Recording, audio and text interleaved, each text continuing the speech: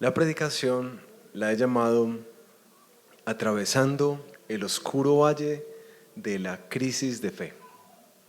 ¿Listo?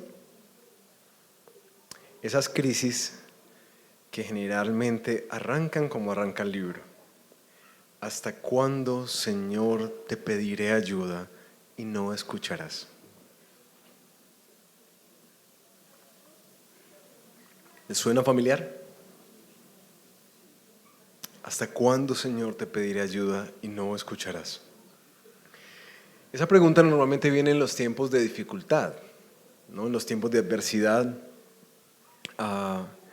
cuando nosotros enfrentamos la calamidad, el desánimo, la crisis económica, la crisis matrimonial, personal, pero también trasciende muchas veces, como nos han venido introduciendo los profetas, a la conciencia del mal social. Que uno dice, Señor, pero ¿qué estás haciendo? ¿O por qué no haces nada? Cuando vemos el mal rampante en nuestra sociedad. A esas son las que llamamos las crisis espirituales, porque es difícil creer en Dios o continuar creyendo en Dios en medio de ellas, ¿sí o no? Es muy difícil, porque a veces como que, ¿será que yo lo estoy, mis oraciones no están pasando como del techo o qué? ¿O por qué razón no se está escuchando? ¿Por qué no aparecen cambios? Ahora, esas crisis son muy importantes saber cómo abordarlas en la vida. Porque la verdad, a medida que avanzo en el tiempo, me he dado cuenta que encuentro siempre o casi siempre, para no generalizar, pero casi siempre encuentro detrás de un ateo, encuentro una crisis profunda con preguntas profundas que no se resolvieron bien, por lo general. Si tú indagas por qué una persona no cree en la existencia de Dios, uno empieza a rastrear y por allá en el fondo hay una crisis que no se ha resuelto. Pero la pregunta es, bueno, si las crisis vienen a nuestra vida y por su asentimiento, siento que la mayoría de nosotros las hemos experimentado, entonces, ¿cómo atravesamos ese valle oscuro? ¿Cómo salimos de las crisis de fe? ¿Cómo pasamos de esa angustia a la esperanza? ¿Cómo pasamos del dolor al gozo?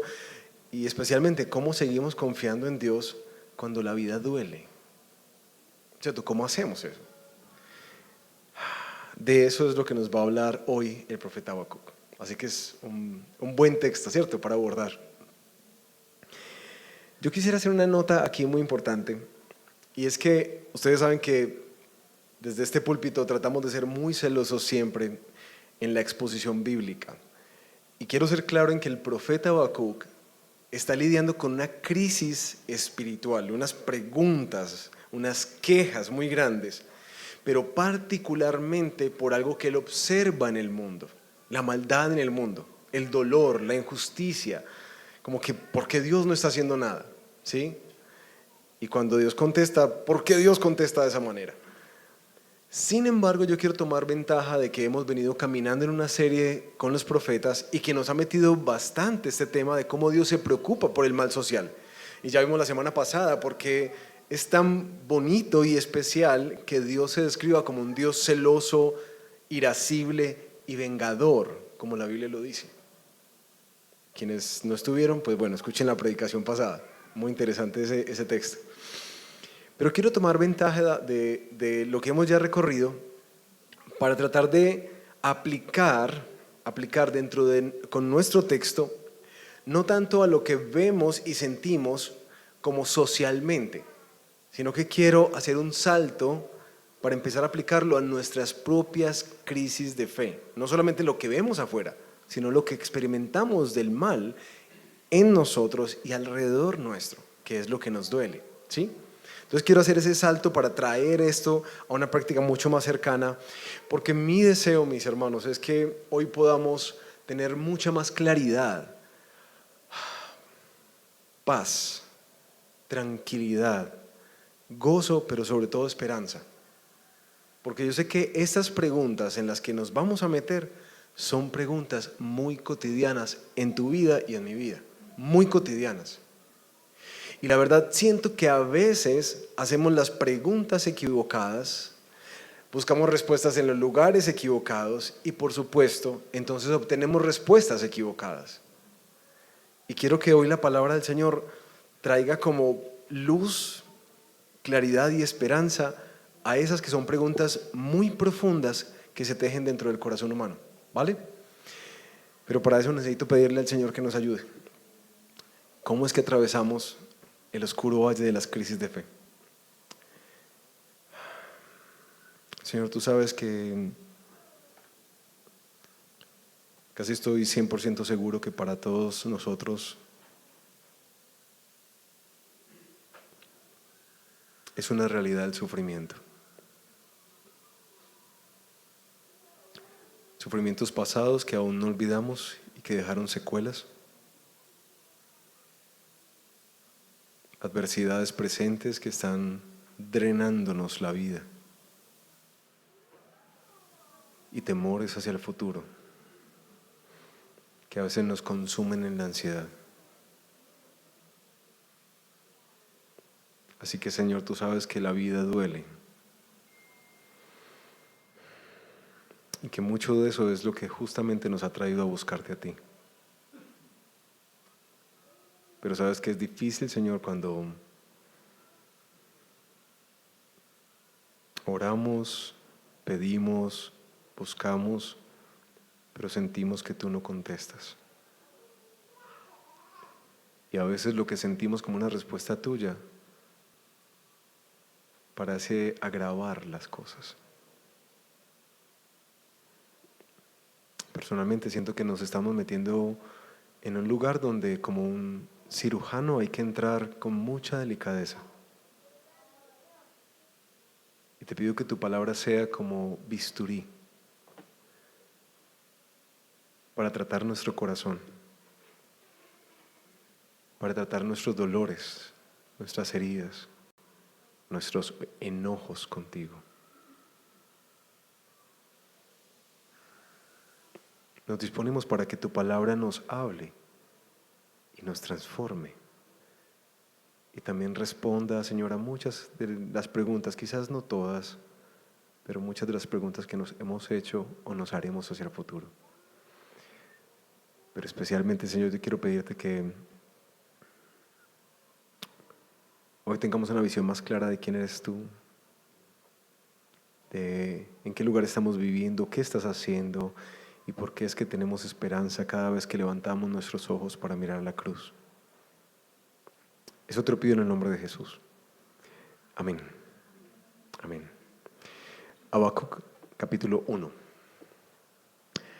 Aparece el primer versículo diciendo oráculo o profecía que tuvo en visión el profeta Habacuc. Ustedes saben que siempre hacemos este ejercicio de, bueno, a quién le escribió, cuándo, dónde. El profeta Habacuc no se refiere en ninguna otra parte de las Escrituras, así que no tenemos como mucha información de él. No sabemos su profesión, de dónde vivía, no sabemos nada de quién era este personaje, aunque sí nos deja saber mucho de su teología y de su corazón a través del libro. Se dice que el texto siempre se escribe como con un receptor, alguien que está recibiendo el texto. Y algo curioso es que Habacuc, a diferencia de los otros profetas, no tiene esos discursos públicos hacia el pueblo. De hecho, quienes tuvieron la oportunidad de leerlo y seguir esta semana leyendo Habacuc, se dieron cuenta que es una relación muy personal del profeta con Dios. Es decir, estamos como entrando a un cuarto privado de la relación de este hombre con su Dios y sus grandes crisis y preguntas de fe.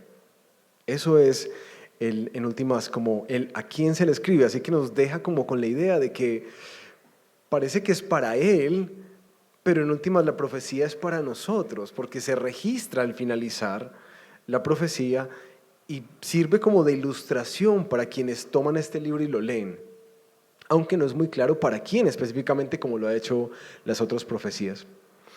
¿Cuándo y dónde se escribe? No tenemos un lugar, pero sí podemos estimar un cuándo, que es más o menos entre la caída del imperio asirio y la conquista de parte de los babilonios a Judá. Digamos como en ese lapso de tiempo, algunos calculan que Habacuc pudo estar dentro de él pudo ver las grandes reformas del rey Josías, ¿cierto? Hermosas, pero después, en últimas, Habacuc entra en el periodo donde, como veremos en el texto, hay una decadencia moral, es decir, como que la reforma no duró mucho tiempo y el pueblo volvió a decaer. Él está entrando en esta etapa de la historia como en un momento oscuro de la historia del pueblo de Judá, de la parte sur de Israel. ¿Por qué se da el libro?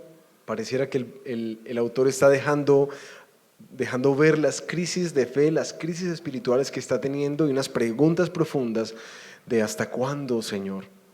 Y el para qué, como les decía, el texto no lo aclara muy bien, pero sí parece que nos deja como esa sensación de esperanza en medio de la aflicción. Y es muy importante porque para nosotros, hoy en día, sentimos que la esperanza está cuando las circunstancias cambian.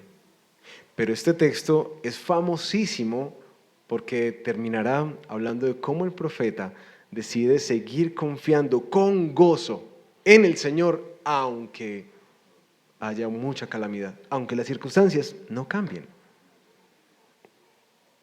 ¿Listo? Entonces, hoy vamos a meternos en Habacuc desde esta perspectiva, porque hay mucho que decir de este profeta, pero desde esa perspectiva de cómo atravesamos el oscuro valle de las crisis de fe. Habacuc va a pelear con dos grandes preguntas, que básicamente yo creo que todos nosotros nos hemos hecho. La primera pregunta es, aparece cuando Dios parece estar ausente, o peor aún, cuando Dios parece indolente a lo que estamos viviendo. Entonces vamos a ver qué habla Habacuc de eso. Y la segunda es peor que la primera, que es cuando lo que Dios hace no tiene sentido.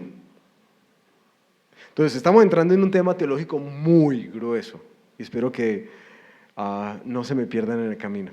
Vamos a arrancar con la primera, cuando Dios parece estar ausente o es indolente.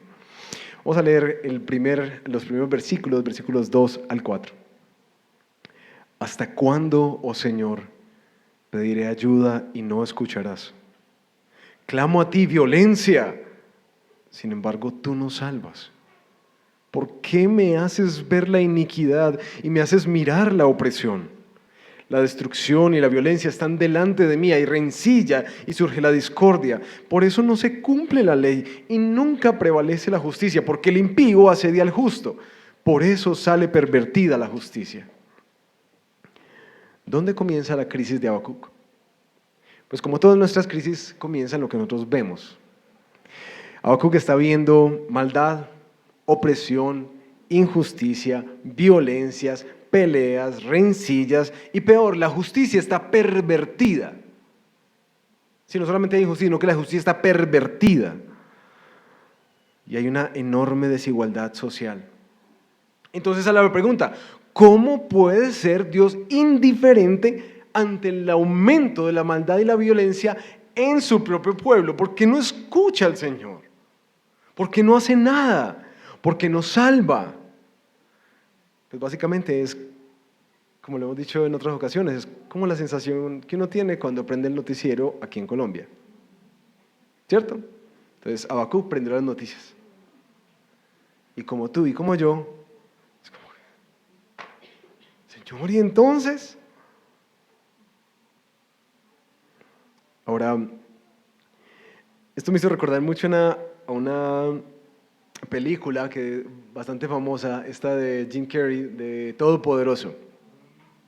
Estuve recapitulándola en estos días justamente, sobre todo el momento en que Bruce Nolan, ¿cierto?, se levanta súper furioso con Dios, porque está pidiéndole al Señor una señal, y algunos que recuerdan la película, recuerdan que le está pidiendo ahí en el carro, Señor, mándame una señal, y apareció un carro lleno de señales de tránsito que dicen no sigas, peligro, vía en construcción y no sé qué.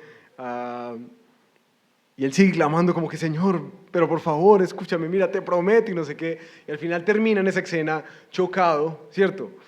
Y se llena de piedra y lanza el escapulario que tenía y lo lanza al mar y se levanta y decía, a ti es el que te deberían echar porque tú eres el único que no está haciendo el trabajo.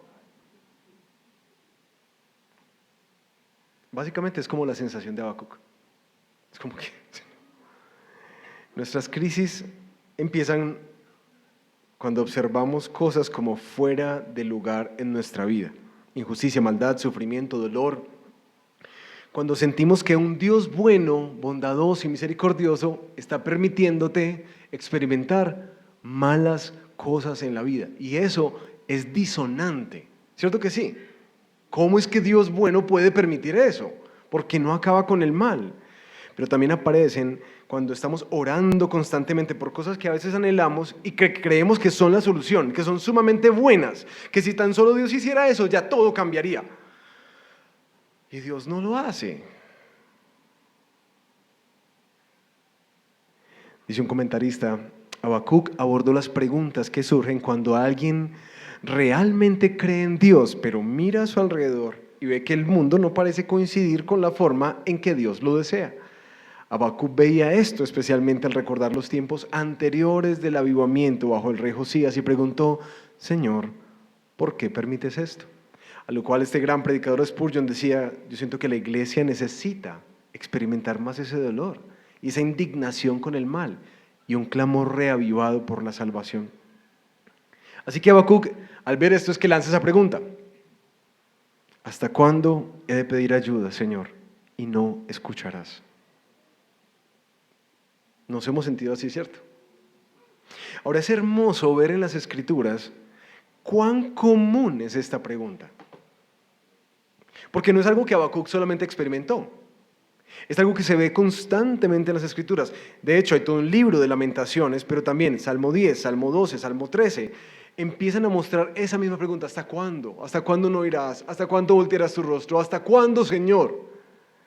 Entonces, sí parece decirnos las Escrituras que esa es una de las experiencias de caminar con Dios.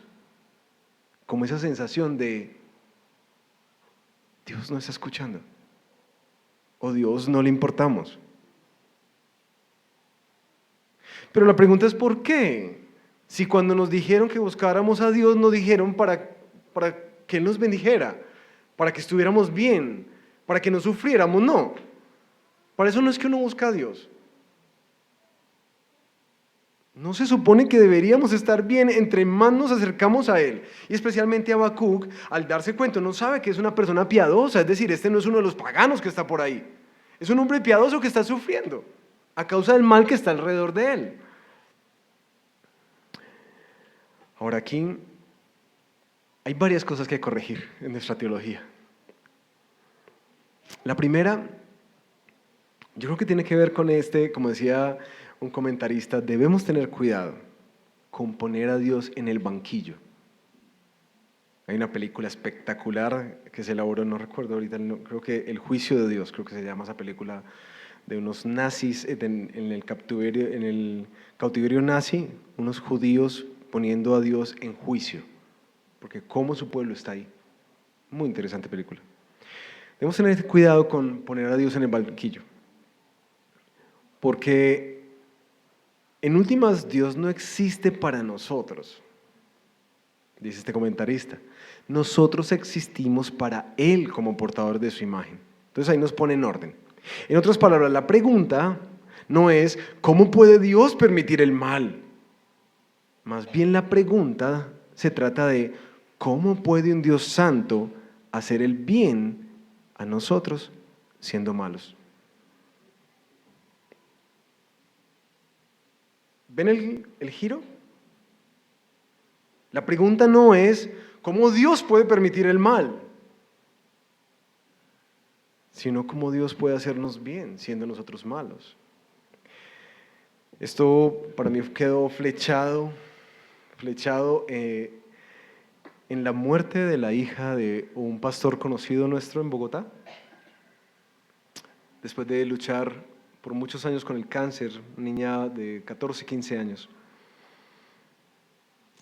Este pastor se levanta a predicar después de que su hija muere. Y uno de los razonamientos hizo un eco profundo en mí. Porque él está explicando, es decir, a lo largo de todo el tiempo es como que ¿por qué Dios hace esto en alguien que le está sirviendo? ¿Por qué Dios no protege de una manera especial? ¿Por qué no? Y él dice, mira, por años estuvimos haciéndonos la pregunta, ¿por qué Dios? ¿Por qué? Pero el cambio llegó cuando otra pregunta se salió y era ¿por qué no? Y eso empezó a poner de base como esta idea de que nosotros traemos a Dios al banquillo como alguien que debe responder a nuestras demandas.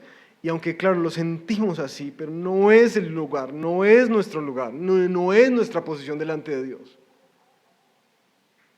De hecho, continúa este comentarista diciendo, el mal entró al mundo por el pecado humano, no por el pecado de Dios, porque Dios no pecó. El problema es que somos un pueblo pecador y merecemos el juicio de Dios. Estamos viendo las consecuencias de nuestras decisiones. De hecho, es asombroso ver cómo Dios detiene el mal tanto tiempo y nos ha hecho tanto bien, sabiendo que nosotros no lo merecemos. ¿Ven el cambio, el giro de la pregunta? Ahora, esto nos lleva a otra reflexión de como que cuando nos preguntamos eso de por qué no estás haciendo nada, uno tiene que preguntarse cuál es el mal que está viniendo a nuestra vida. Porque honestamente, mis queridos, después de años de trabajar con muchos de ustedes, con jóvenes, con parejas, con personas mayores, con muchas personas, yo creo que muchas veces nosotros, como dice Proverbios, la necedad del hombre le hace perder el camino y luego el hombre le echa la culpa a Dios. Proverbios 19:3. Porque muchas veces nosotros, ante la calamidad y el dolor y el sufrimiento de este mundo, nosotros siempre echamos la culpa a Dios. Pero muchas veces las cosas que nos afligen son las consecuencias de nuestras decisiones sin Dios.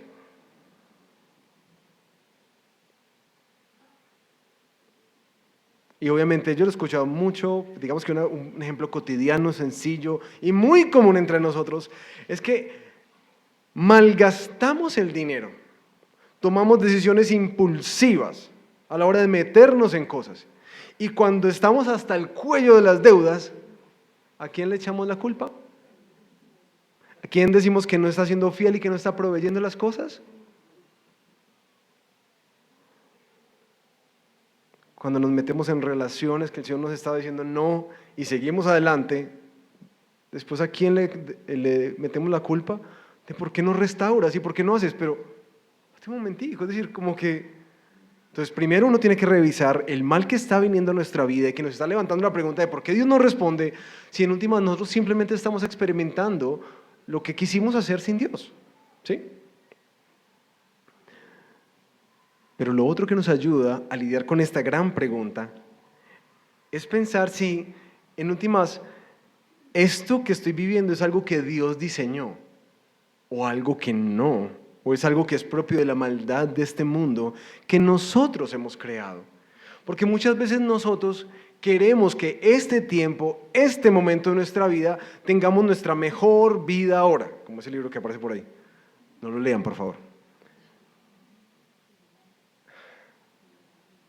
Y es una expectativa errada. Porque la Biblia es muy clara, de hecho, en palabras de nuestro gran, precioso Salvador Jesús, dice, en el mundo van a tener aflicciones, pero no teman, yo he vencido el mundo. Entonces quizás nosotros al acercarnos a caminar con Jesús, podemos estar acercándonos con una expectativa errada, de que caminar con Él es que vas a tener un salvoconducto al sufrimiento de este mundo, y no es así.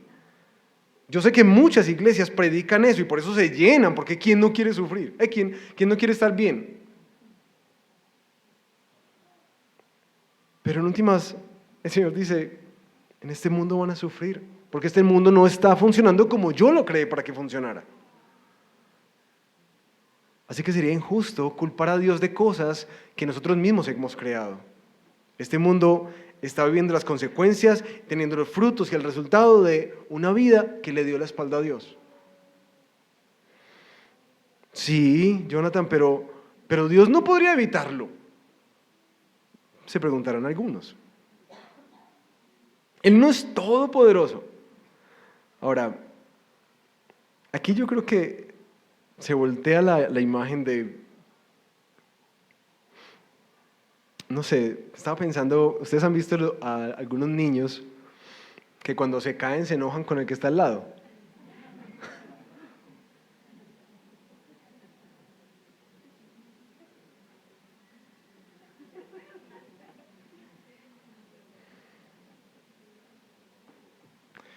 Eclesiastés 7:29. Dios hizo perfecto al ser humano, pero este se ha buscado demasiadas complicaciones.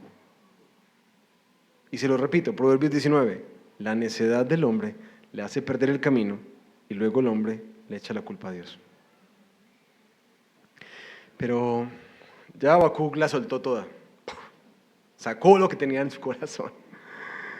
Y ahora Dios va a responder. Versículos 5 y 6.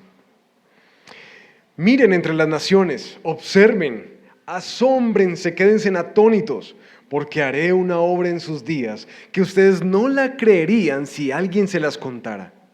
Porque voy a levantar a los caldeos, pueblo feroz e impetuoso que marcha por la anchura de la tierra para apoderarse de las moradas ajenas. Imponente y temible es. Bueno, ahí sigue toda una descripción de los caldeos, babilonios. Entonces, Dios le responde a Habacuc ante esa injusticia que estás viendo. Yo voy a hacer justicia. ¿Con quién? Levantando a los babilonios o a los caldeos que van a venir a invadir. Y de ahí para abajo, ese capítulo 1 empieza a describir cómo es este pueblo, de feroz, de violento, de mordaz a la hora de avanzar. Él va a levantar a un pueblo malvado para ejecutar un juicio, su juicio sobre el pueblo. Pero Habacuc es claro en aclarar que es Dios quien lo levanta. Pero, versículos 7 y 10, el carácter violento y destructivo no es de Dios, es de ellos. Y el versículo 11 dice que por esa razón Dios los va a hacer culpables a ellos. Esto le vuela a uno la cabeza, ¿no? Es mucho para coger. A ver. Dios va a levantar un pueblo pagano, violento, para ejecutar un juicio sobre su pueblo. ¿Listo? Pero la violencia, los atropellos, no son lo que Dios envía, es lo que ellos hacen. Y por eso, Dios, aunque es el mismo que los levantó, es el mismo que los va a juzgar. ¿Ya la cogieron? Eso nos mete en un problema grande. ¿Cómo opera esto de la soberanía de Dios y la libertad humana? Pero especialmente el problema de Habacuc no es ese. El problema de Habacuc es porque Dios contesta así y con ese pueblo. Es como ustedes vieron las noticias que las disidencias de las FARC tomaron a Jamundí. Imagínense que hay un hombre piadoso, un pastor allá en Jamundí, orando.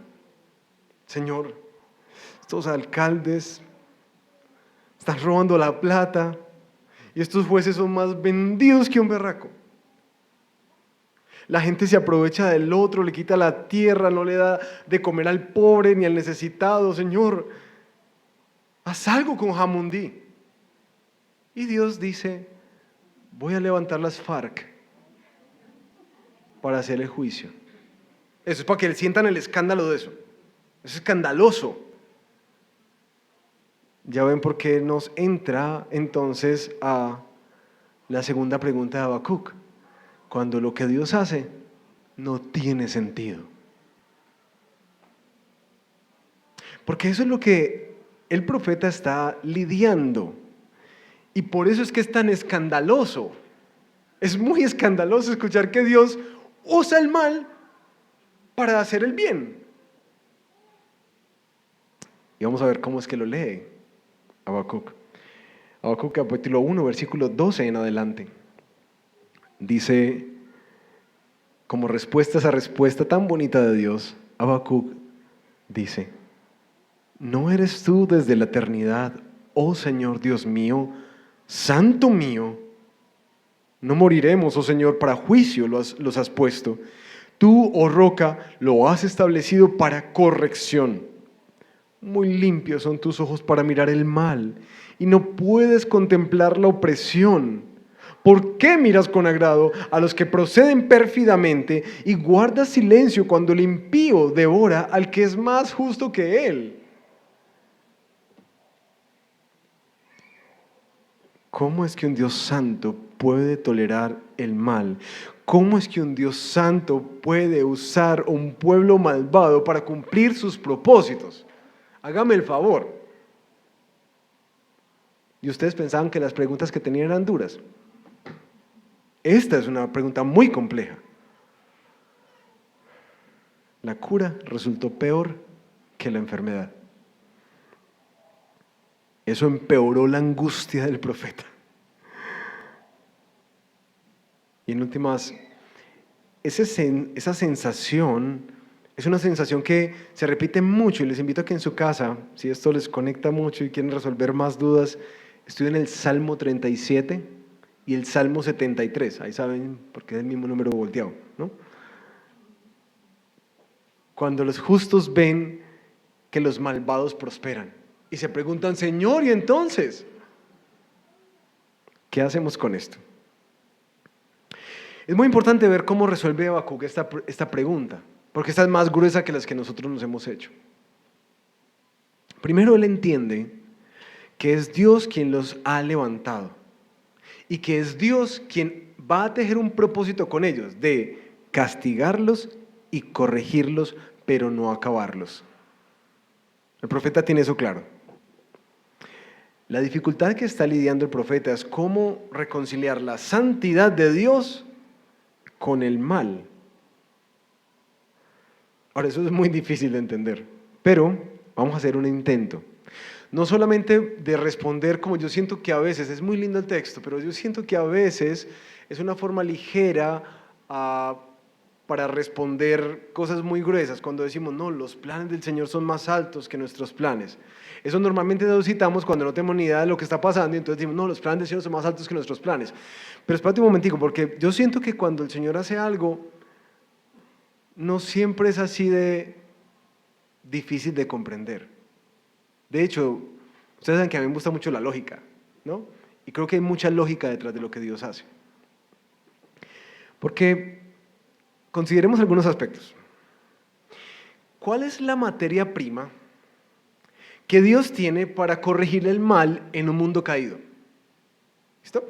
¿Cuál es la materia prima? Es decir, ¿de qué puede hacerse Dios, como en esta película de Todopoderoso, cuando Dios le entrega los poderes a Bruce Nolan y le dice, bueno, te voy a dar todos los poderes, como ser de Dios es tan fácil, entonces te los voy a entregar por todo un día. ¿Listo? Solamente no toques el libre albedrío. Ok. ¿Cuál es la materia prima de Dios si quiere corregir el mal? Es complejo, ¿cierto? Porque en últimas, sí, uno diría, Señor, agita tu varita mágica y cambia los corazones de todos. Pero no es lo que Dios está haciendo. Él está ejerciendo su voluntad y guiando a su pueblo a lo largo de toda la historia en medio de muchas situaciones adversas. De hecho, revisando este texto y uno tomando unos pasos hacia atrás, si ven que no me dejan mover tanto con este micrófono,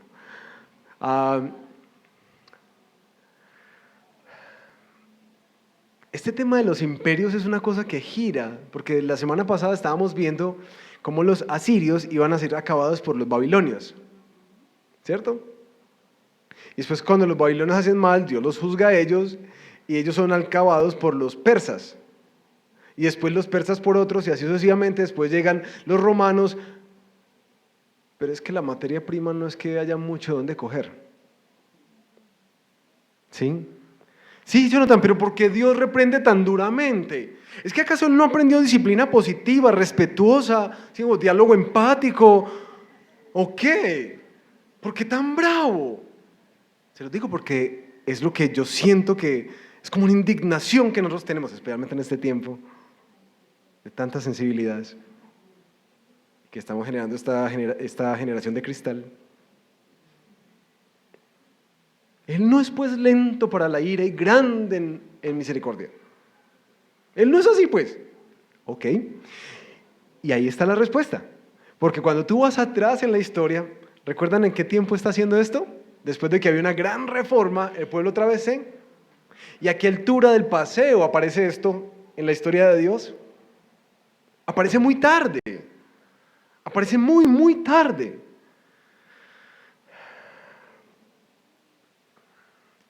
Dios ha sido muy lento. Muy lento. Porque aunque tú no creas, de Dios es que aprendemos la crianza positiva, respetuosa, gentil, misericordiosa. De Él la aprendemos. Porque recuerdan que Dios le puso límites al pueblo y fue muy claro. Mira, estamos de acuerdo en que estas son las normas de esta casa y que si pasa eso, entonces viene esto. ¿Estamos de acuerdo con eso? Sí, sí, sí, vamos a comprometernos. Listo. Entonces nos pusimos de acuerdo en poner las normas de la casa. Las incumplen. Y Dios exhorta y les pide, vuélvanse al Señor, les llama con amor, y ellos se vuelven. Pasa el tiempo y vuelven a meterla en diferentes formas. Entonces Dios envía profetas.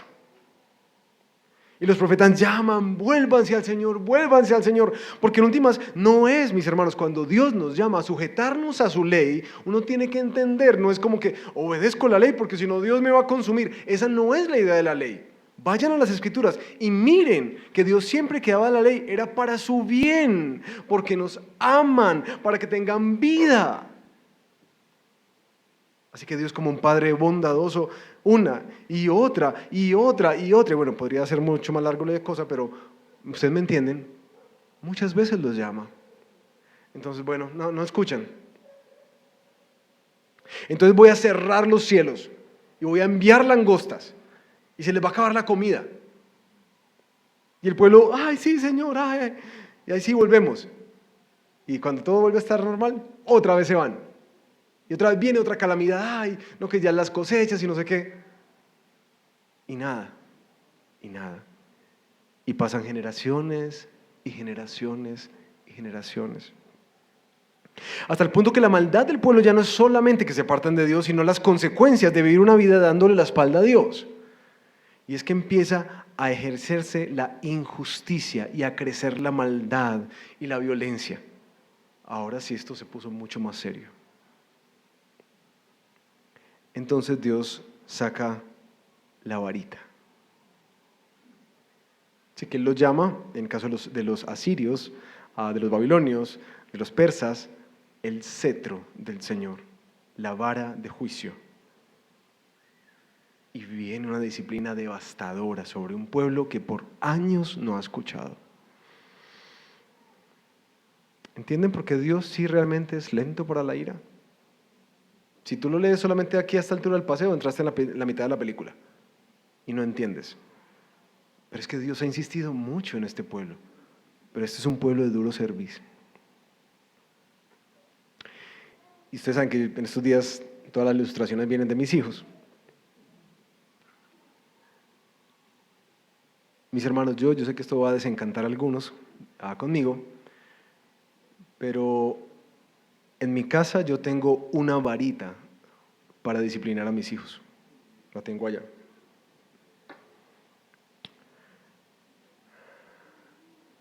Y lo que más me ha enseñado es este camino que les acabé de decir que Dios hizo con este pueblo. ¿Estamos de acuerdo, Ani y Tiago? Sí. Recuerda, mira qué pasó otra vez, por favor vuelve. Okay. Mira, si no, entonces hay una consecuencia natural y esto hay consecuencias naturales. Pero ustedes quienes han criado hijos, ustedes saben cómo es el corazón humano. Desbordado. Y muy, muy rara vez esa varita tiene que salir otra vez. Cuando ya todos los caminos y todas las barreras y todos los protocolos se vencieron, esa varita tiene que aparecer. Y para no dejarlo así como en el aire, es muy sencillo, explicado. Dos, como dice un autor, sí, eso no deja una marca, pero pica. Y frenamos. ¿Sabes por qué hago esto? Porque el camino que estás tomando te va a destruir. Y no solamente te va a destruir a ti, va a destruir a las personas alrededor tuyo. Y mi deber, si te amo, es frenarte. Ya hice esto, ya agoté esta instancia, esta instancia, esta instancia. ¿Recuerdas?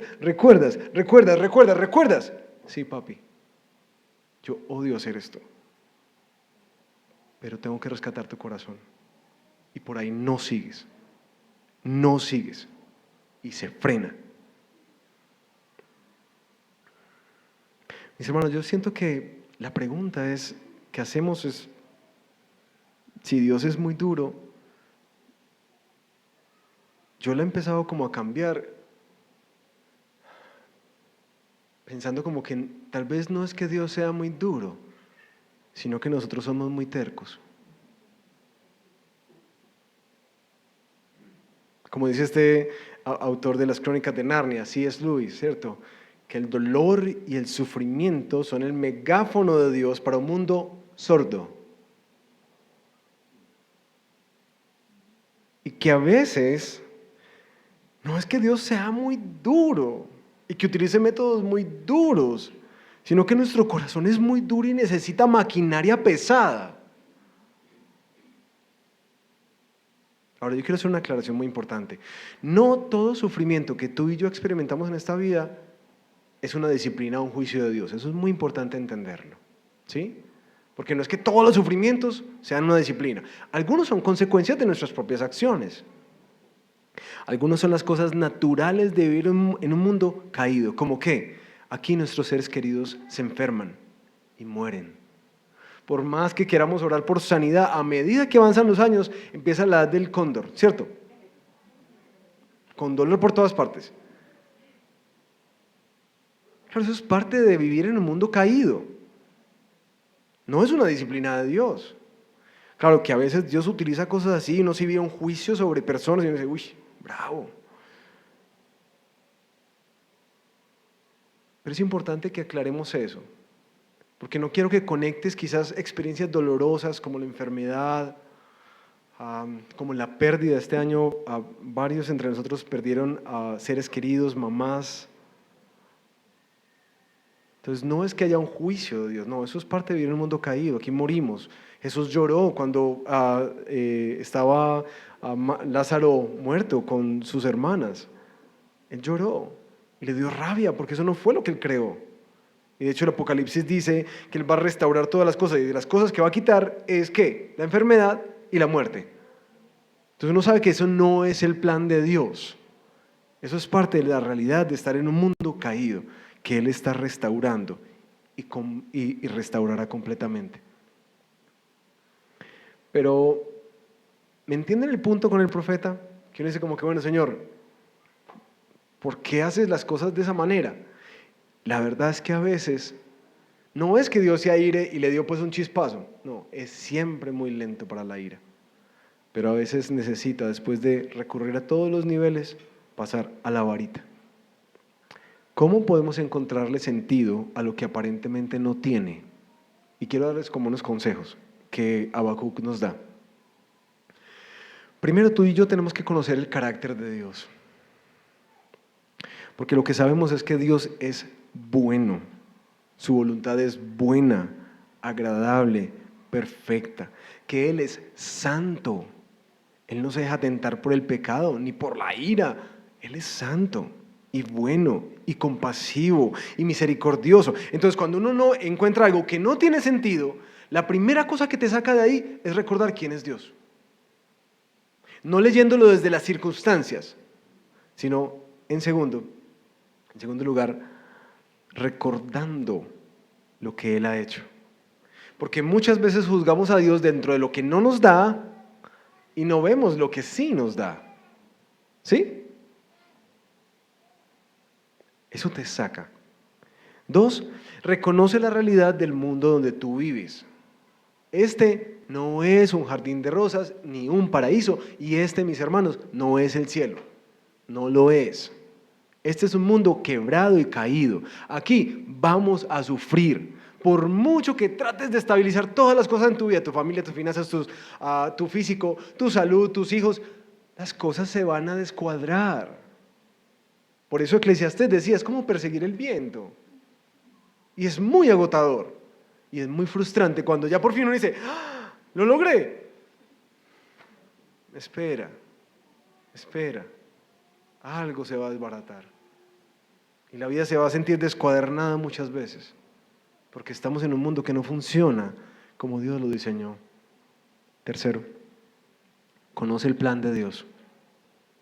Cuando tengas esas cosas que te hacen tanto ruido, como que lo que Dios hace no tiene sentido, conoce el plan de Dios, vea las Escrituras y recuerda qué es lo que Dios está haciendo, porque Dios no es indiferente al dolor. De hecho, cuando uno ve las Escrituras, ve que Dios mismo se somete al dolor. ¿A través de quién? De su Hijo. Él lo experimenta todo junto con nosotros, porque Él quiere salvar, Él quiere restaurar. Y a medida que a Jesús caminaba por estas calles, era hermoso ver cómo todo cambiaba, todo se restauraba, lo que estaba quebrado, lo que estaba enfermo, como que volvía a la vida. Y uno dice, pero entonces la agenda de Dios pareciera otra. Claro, porque la agenda de Dios, Él está lidiando con el pecado, pero nos está guiando a una renovación, una transformación total que comienza por nosotros. ¿Listo? Porque si tú no tienes eso, te vas a perder. Si tú no conoces el carácter de Dios, reconoces lo que Dios sí está haciendo y sí da, reconoces cuál es la realidad del mundo en el que vives y conoces el plan, lo que Dios está haciendo. Si tú no tienes eso claro, mis queridos, vamos a estar pegando por otro lado. Por otro lado, nunca le vamos a dar el blanco. Ahora, yo quiero ser sensible con esto con ustedes porque cuando hablamos de dolor y sufrimiento hay un pliego de realidades de eso. ¿Sí? Desde la soledad hasta las pérdidas, hasta los hijos que nos causan dolor, hasta infinidad de cosas que están en este salón. Pero quisiera darles como un testimonio personal de cómo yo lo experimenté. También para que tengan esperanza. Creo que muchos de ustedes saben que nosotros con mi esposa atravesamos un proceso de infertilidad muy largo. Pues para nosotros fue muy largo, 6 años fue muy largo. Y muy difícil, porque nos cogió en un momento en el que estábamos buscando al Señor, estábamos sirviendo al Señor en el seminario, full metidos en la iglesia. Así que la pregunta era grande, es como que Señor, pero ¿por qué no nos das hijos? La agonía era tanta que yo recuerdo que en mi cuarto, en el lugar de la oración, tenía un pequeño zapatico y un pantaloncito pegado, porque era mi oración constante, mi oración constante. Después Sally les contará cómo vivió la historia, pero esa era una oración constante, constante. Y lo que Dios estaba haciendo no tenía ningún sentido. Nota que al caminar el tiempo, de la nada apareció la oportunidad de hacer una inseminación. Uno pues más pelado que un berraco, eso es bien caro. Y resulta que eso fue como todo alineadito. Es decir, conocimos a el que trabajaba justamente en esta entidad de inseminación y nos dijo, no, yo les regalo mi trabajo. Y alguien dijo, no, yo les pongo la plata. Y decía, ay, Señor. Claro, todo esto lo estabas haciendo para este momento, de pronto este era el camino. Así que claro, nuestro corazón se llenó de gozo. Decía, bueno, no, ya. Y los médicos tan lindos, pues con mucha esperanza, no, van a ser 2, ¿cómo los vas a llamar? Y decía, no, los vamos a llamar a... Y pasa el tiempo y nos hacemos el examen de de embarazo y ahí sí que salió la piedra. ¿A qué estamos jugando? ¿Cómo nos haces eso? Si nosotros ni siquiera lo estábamos buscando así. Y empieza a tejerse en el corazón una ira contra Dios. Que literalmente, yo le dije a mi esposa, yo no soy capaz de seguir. No puedo caminar con Dios. Yo creo que puedo vivir mi vida sin Él. Y voy a dejar la iglesia y voy a dejar todo. Y ese camino nos llevó de tantas maneras, a pelear con Dios que bueno, en últimas, lo que nos rescató, y personalmente les digo lo que nos rescató, fue esto que les estoy diciendo: conocer el carácter de Dios. Porque empezamos a pensar, bueno, hemos estado obsesionados con esto es algo bueno, algo que deseamos, algo que oramos, anhelamos, todo el mundo está orando y profetizando de esto, y no pasa. En medio de todo lo que desconocemos, ¿qué conocemos? Pues conocemos a Dios, y Él es bueno.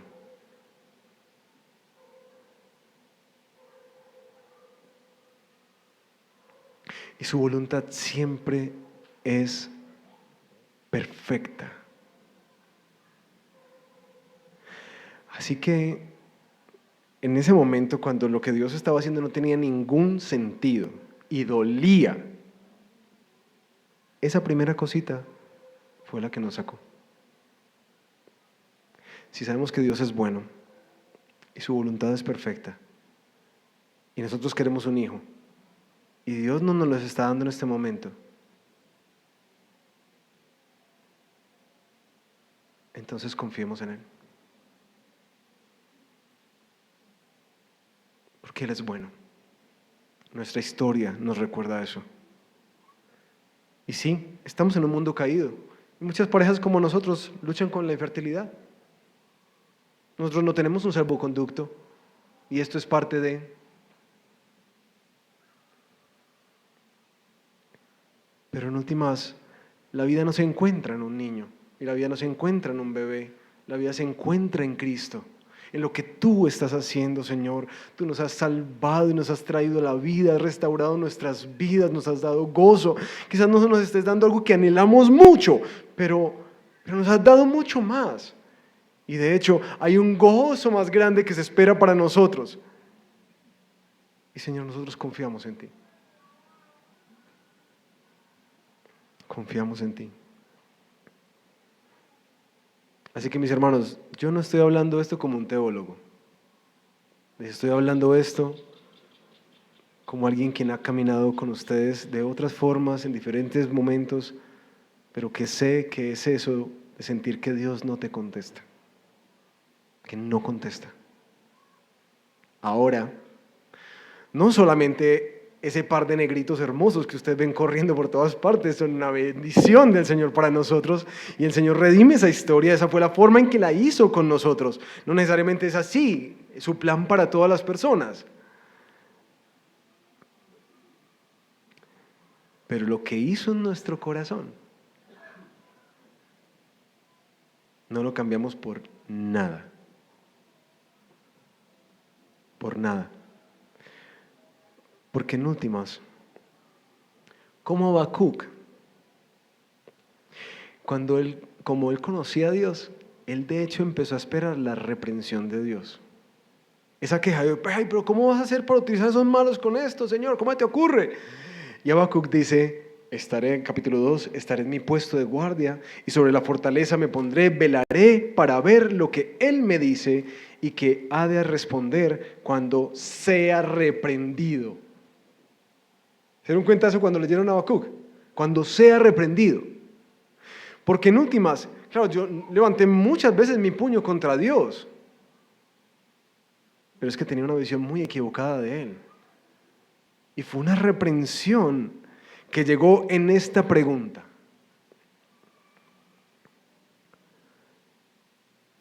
tú me seguirías, me servirías y me amarías, aunque yo nunca te dé un hijo.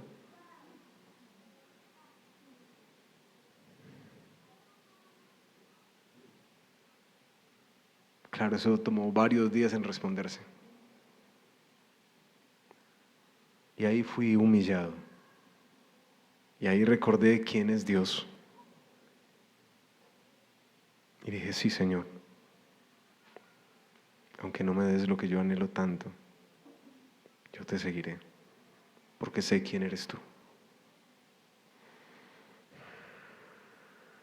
Sin embargo, Dios tan bello responde.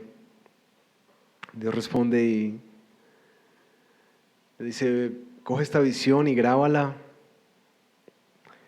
en las tablas para que corra el que la lea, porque es aún visión para el tiempo señalado, se apresura hacia el fin y no defraudará. Aunque tarde, espérala, porque ciertamente vendrá y no tardará. Entonces Dios le responde a Habacuc, escribe lo que te voy a dar.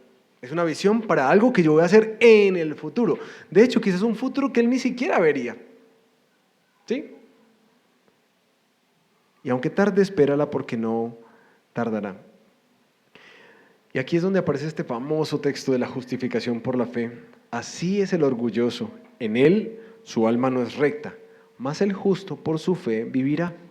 Además, empieza a describir todas las formas en que el injusto es arrogante, embriagado de poder, de avaricia y demás cosas.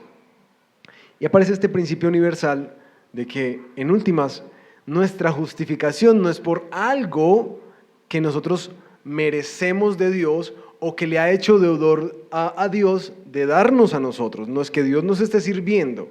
En últimas, nuestra justificación es solamente por la fe, no por nuestros actos. Y bueno, aquí, como les digo, hay tantas cosas que exponer de este texto. Y a continuación, trayendo consuelo a este hombre que está indignado, entonces el mal va a salir victorioso. Van a quedar impunes.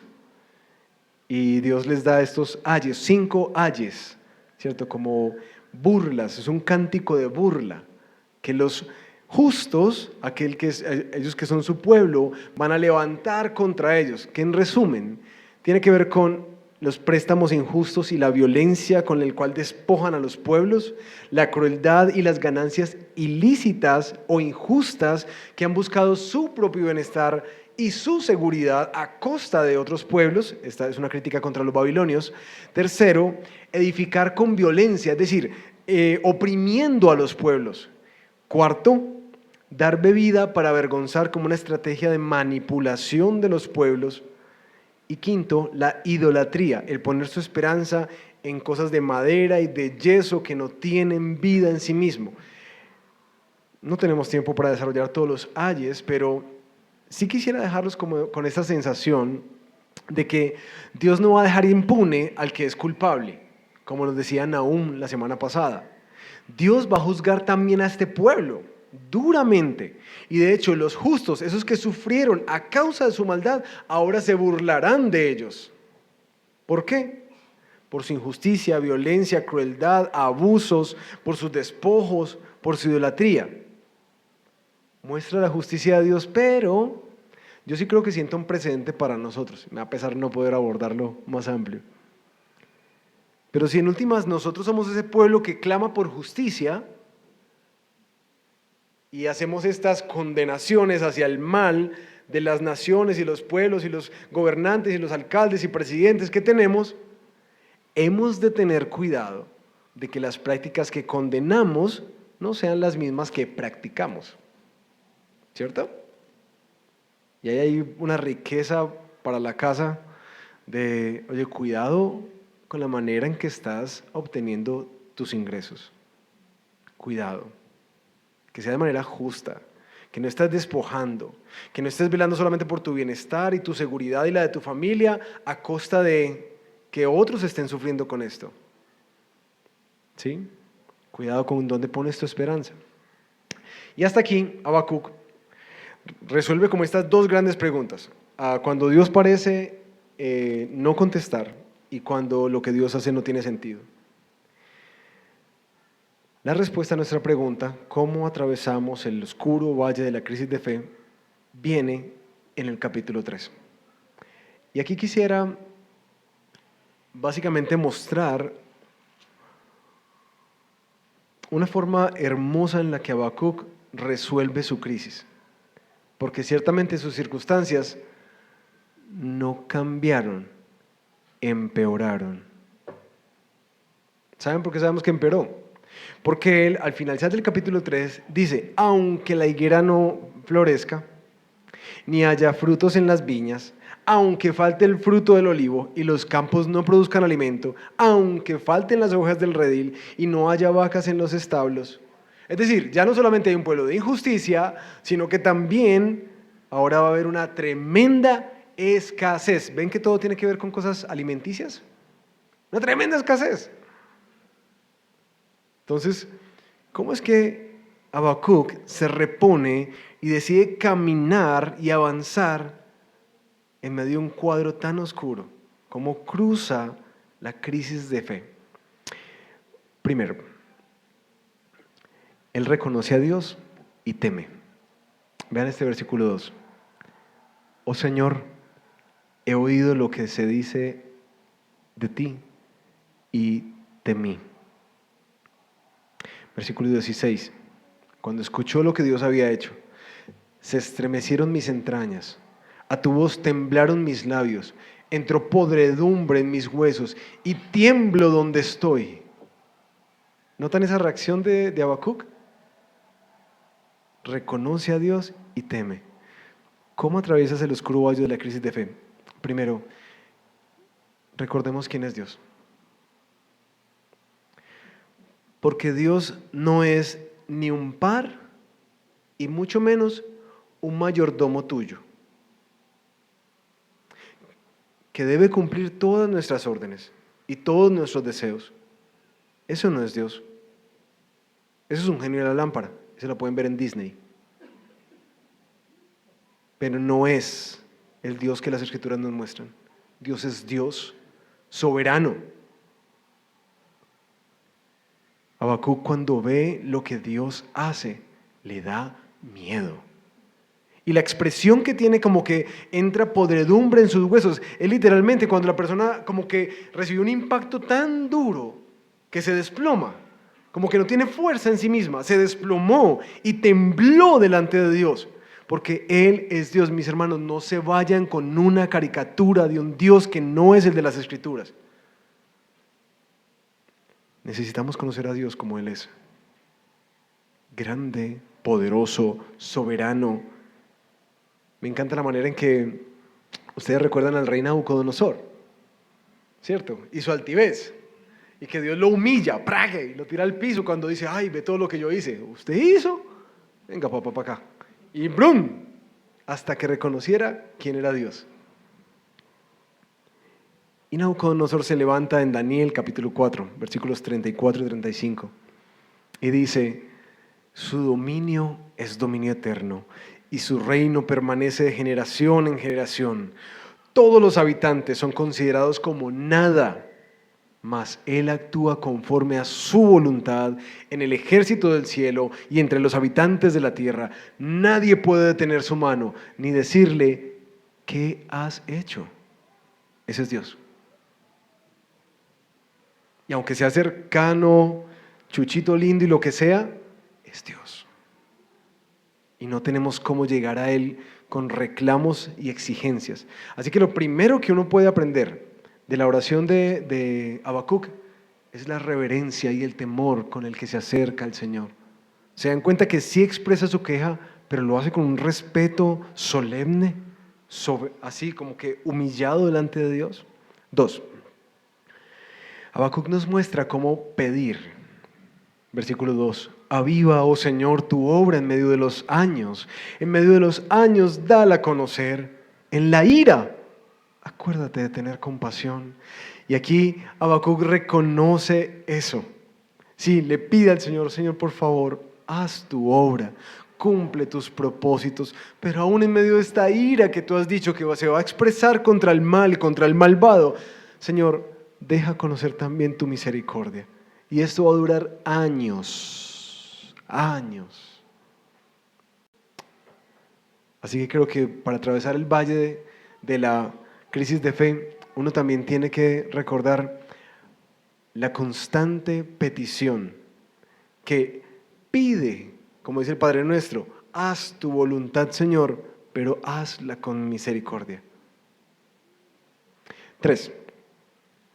Habacuc recuerda lo que ha hecho Dios.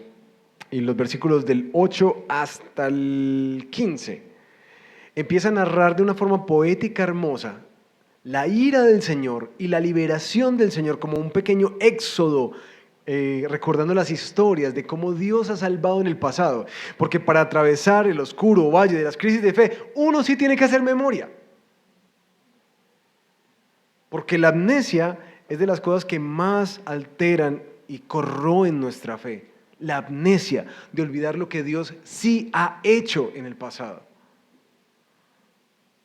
4. Recuerda el por qué lo ha hecho Dios.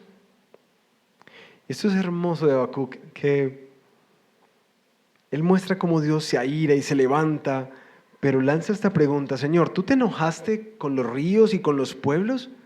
Y la respuesta que él da en el versículo 12 y 13 es: con indignación marchaste por la tierra y con ira pisoteaste las naciones. Saliste para salvar a tu pueblo, para salvar a tu ungido.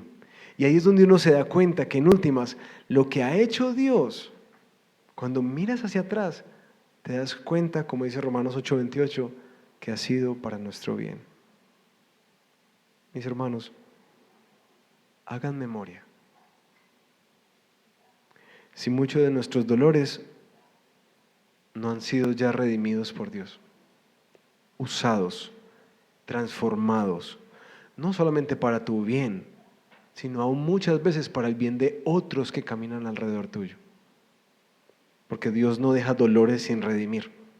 Él los usa y los redime todo, todo. Te lo digo por experiencia. Las formas en que Dios nos ha permitido servir a la iglesia, a familias, a niños, a jóvenes, solamente porque pasamos por la infertilidad, es impresionante. Yo nunca hubiera calculado eso en mi mente, nunca. Pero Dios tenía un plan. Y 5, confía en lo que Dios ha hecho, está haciendo y hará. Y ahí aparece esta última expresión de Habacuc, versículo 18. Con toda esa crisis para arriba, ¿cierto? Para que no la olvidemos, porque es una crisis en la berraca. Con todo, yo me alegraré en el Señor. Me regocijaré en el Dios de mi salvación. El Señor Dios es mi fortaleza. Él ha hecho mis pies como los de las ciervas y por las alturas me hace caminar. Por último, para atravesar el valle de la crisis de fe, nosotros necesitamos recordar en dónde es que encontramos nuestro reposo, nuestro descanso y nuestro refugio. Porque si tú lo estás buscando en las circunstancias ideales, déjame decirte, te vas a defraudar. Pero Habacuc se dio cuenta que vivía en un mundo caído y que sí, muchas de las consecuencias del pecado vendrían sobre él, pero puso su confianza en el Señor y descansó en el Dios de su salvación. De hecho, agradeció al Señor porque Él es el que le permitía andar. ¿Ven la cabrita? Eso, ahí está. En unos lugares imposibles de caminar. Dios es el que le daba la capacidad de hacerlo. Porque el Señor es la fortaleza. Ahora, mis hermanos, perdónenme el tiempo, pero es que es un texto muy grueso y un tema muy grueso. Yo quisiera, para orar, solamente recordarles,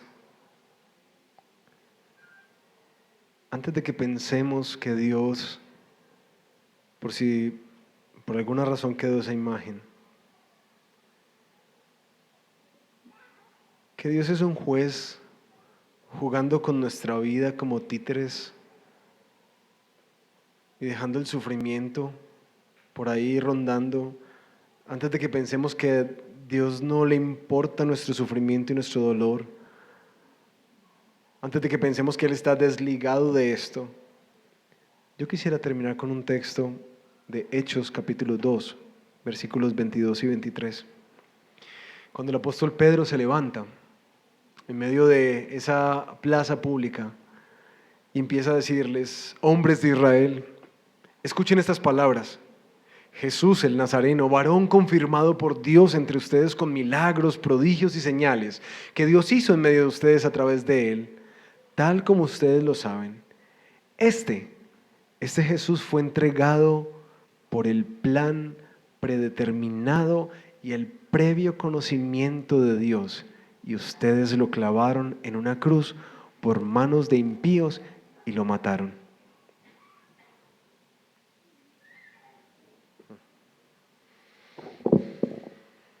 Una de las acusaciones más constantes que hacemos hacia Dios es su indiferencia.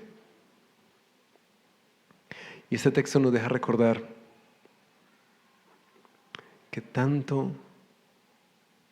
ama a Dios a este mundo que le da la espalda, que lo acusa, que pelea contra Él, que se levanta, que lo denigra.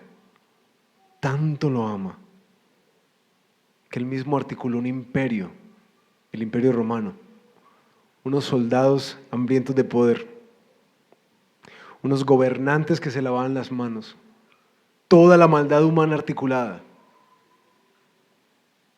predestinada para que Él la recibiera sobre Él mismo, para que Él la recibiera y la viviera. Pero como una oveja que es llevada al matadero en silencio. Si tú piensas que Dios es indiferente cuando tú sufres y cuando el mundo sufre, yo quiero que tú levantes tus ojos y mires a la cruz. Porque Dios no es un Dios indiferente a tu dolor.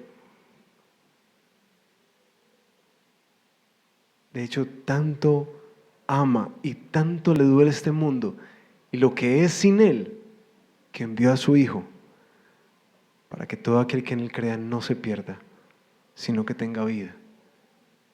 Envió a su Hijo para vivir todo lo que tú y yo sufrimos, pero sin pecado, para que pudiéramos clamar a Él cuando más lo necesitábamos y Él nos iba a dar gracia, para que te pudiera entender en todo, como dice una canción de Santiago Benavides. Dios también perdió hijos, perdió seres queridos, también fue humillado, maltratado, vivió escasez, humillación, rechazo.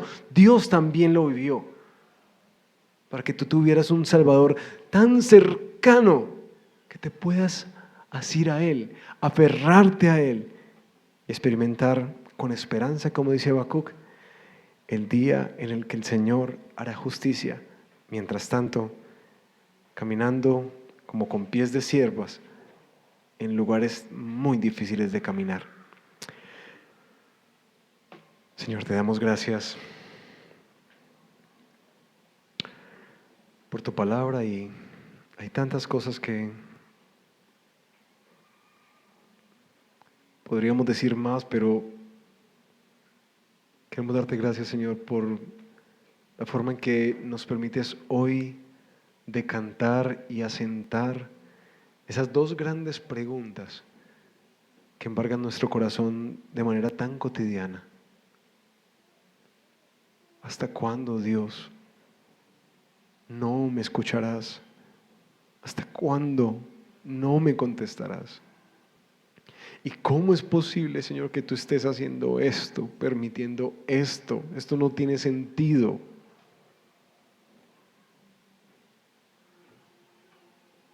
Gracias por recordarnos hoy en tu palabra que tú eres un Dios santo, bueno, misericordioso, compasivo, que nos dota para caminar en lugares muy difíciles. Y yo te pido, por favor, ayúdanos, Señor, porque siento que muchos están resbalando, porque las circunstancias son tan duras, desgastan tanto. Señor, fortalece los pies para poder seguir andando. Tu palabra dice que tú eres el que da eso, que hace nuestros pies como las ciervas y nos hace caminar por las alturas. Tú nos dijiste hoy que tú eres nuestra fortaleza en los tiempos de angustia.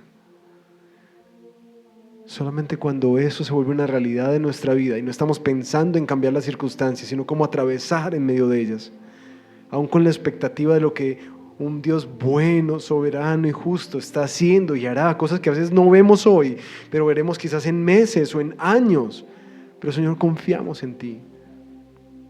Por favor, reaviva nuestra esperanza, reaviva nuestra fe, porque de principio a fin, no solamente por nuestra salvación, sino aún también por nuestra perseverancia, el justo vive es por fe.